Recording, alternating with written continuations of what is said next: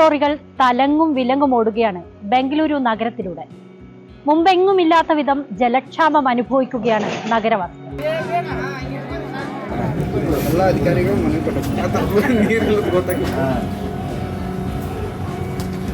കടുത്ത വരൾച്ച മൂലം ഭൂഗർഭ ജലവിതാനം താഴ്ന്നതാണ് നഗരത്തിൽ പ്രശ്നമായിരിക്കുന്നത്.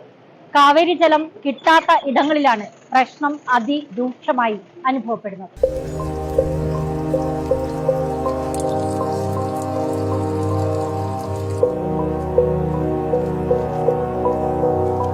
ബംഗളൂരു നഗരത്തിൽ ഈ പ്രതിസന്ധി ഏറ്റവും കൂടുതലുള്ളത് KR പുര, രാമമൂർത്തി നഗർ, അതുപോലെ തന്നെ ഹൊറമാവ് എന്നൊക്കെ പറയുന്ന സ്ഥലങ്ങളിലാണ്. അവിടെയൊക്കെയാണ് ഈ കാവേരി നദീജലം പൈപ്പ് മുഖേന എത്താത്തത്. അവിടുത്തെയാണ് പ്രതിസന്ധി. അപ്പൊ നമ്മളിപ്പോ ഈ നിൽക്കുന്നത് ഈ രാമമൂർത്തി നഗറിലാണ്. ഇവിടെയുള്ള ഒരു മലയാളിയായ ഒരു ആള് തന്നെ നമുക്ക് കിട്ടിയിട്ടുണ്ട്. അർജുൻ എന്നാണ് ആളുടെ പേര്. ഞാൻ പരിചയപ്പെട്ട് വെച്ചിട്ടുണ്ട്. അർജുൻ, ആക്ച്വലി എന്താ ഇവിടുത്തെ പ്രശ്നം? ഇവിടെ വെള്ളമില്ല. ഞാനിവിടെ വരുന്നതിന് മുന്നേ 5 വർഷം ഞാൻ ഇവിടെ വന്നിട്ട് ആ സമയത്തൊന്നും ഒരു കുഴപ്പമില്ല. പക്ഷെ ഇപ്പോൾ വെള്ളം ഒട്ടുമില്ല. ഓരോ ടാങ്കറിന് അവർ വെള്ളം പൈസ വാങ്ങുന്നത് ഓൾമോസ്റ്റ് 600-700 രൂപയാണ് ഓരോ ടാങ്കറിന്. അപ്പോൾ ഞാനിവിടെ ഒരു ഫ്ലാറ്റാണ് താമസിക്കുന്നത്. അപ്പോൾ ഒരു മാസം 150 ടാങ്കർ ലോറി വിളിക്കേണ്ടി വരും ഫ്ലാറ്റിലേക്ക് വെള്ളം നിറയ്ക്കാൻ. അസോസിയേഷൻ പറഞ്ഞു വെള്ളം പൈസ കൂടിയിട്ടുണ്ട്, 900 rupees വരെ ആയിട്ടുണ്ട് പെർ ടാങ്കർ.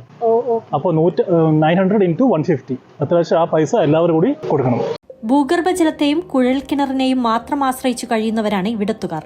കുഴൽക്കിണറിലൂടെ ഇനി വെള്ളം കിട്ടണമെങ്കിൽ കുറഞ്ഞത് 500 അടി താഴ്ചയിലേക്ക് വീണ്ടും കുഴിക്കണം. ആ വഴിക്ക് ഭാഗ്യം പരീക്ഷിക്കുകയാണ് ചിലർ. ഒരു റെസിഡൻഷ്യൽ അപ്പാർട്ട്മെന്റിന് മുന്നിലെ കുഴൽക്കിണറാണിത്. വെള്ളം കിട്ടാതായതോടെ 4 ദിവസമായി കുഴിച്ചുകൊണ്ടിരിക്കുകയാണ്. അത് കുഴിച്ചാലും ഗ്യാരണ്ടി ഇല്ല വെള്ളം കിട്ടുമില്ല. ഇപ്പോൾ ഓൾമോസ്റ്റ് 1000+ ആണ് കിട്ടിയിട്ടില്ല വെള്ളം. വീണ്ടും 500 അടി താഴെ പോയാലും വീണ്ടും കിട്ടുമെന്ന് ഉറപ്പില്ല. അവസരം മുതലെടുത്ത് അമിതവില ഈടാക്കുന്ന ജലവിതരണ കമ്പനികൾക്കെതിരെ നടപടിക്കൊരുങ്ങുകയാണ് കർണാടക സർക്കാർ. പൊതുജനങ്ങൾക്കായി 1533 എന്ന ഹെൽപ്പ് ലൈൻ നമ്പർ തുടങ്ങിയിട്ടുണ്ട്. ടാങ്കർ ലോറികൾ പിടിച്ചെടുത്തും ഉപയോഗശൂന്യമായി കിടക്കുന്ന മിൽക്ക് ടാങ്കറുകൾ പ്രയോജനപ്പെടുത്തിയും നഗരത്തിന് ജലം ഉറപ്പാക്കുമെന്ന് DK Shivakumar. No, even we are going to help those all private apartments. We definitely will help. Even if it is an apartment or even if it is slum, it is our bound duty to help everyone, to help see that they should not be exploited. Even the private apartments also should not be exploited. The factory people also should be. We will on the kilometer of the transport, we'll fix up a price. What may come, I am assuring you to the people of Bangalore and the people of Karnataka, we will provide water. കർണാടകയിലെ ജലക്ഷാമം നേരിടാൻ 556 കോടി രൂപയാണ് അനുവദിച്ചിരിക്കുന്നത്.